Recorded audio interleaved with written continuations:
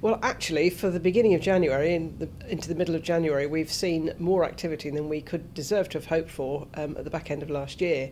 It seems like the market decided that Christmas was over, the tinsel was back in the box, and everyone is excited and interested to what they can do this year in terms of buying and selling their properties. Stock levels are unusually high for January in this area.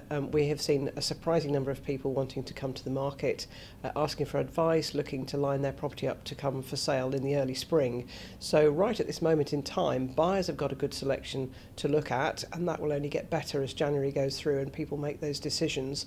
And sellers seem to be quite motivated and keen to come to the market. This year we're all hoping for a normalised market. I think buyers and sellers deserve that as much as anybody does. Good signs so far, although there are lots of figures that you see bandied about in the press.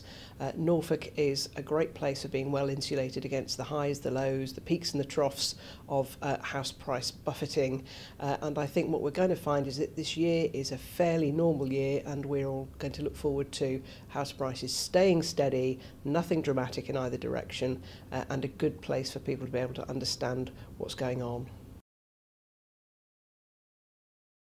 All kinds of properties are in demand, but it was interesting to see the stats from last year running up to the end of October showed us that more detached properties sold than any other type of property, about 9,500 in total. The interesting thing with that is nobody knows exactly the science for why that is. Norfolk's blessed with having quite a lot of detached properties because we've got a lot of space and a lot of land.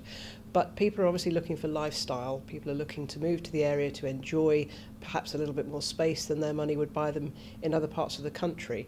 And there's still a sense and a memory of the people who wish to get out of the city and into the country to enjoy a better quality of life. Those may be indicators, although it's not a proven science.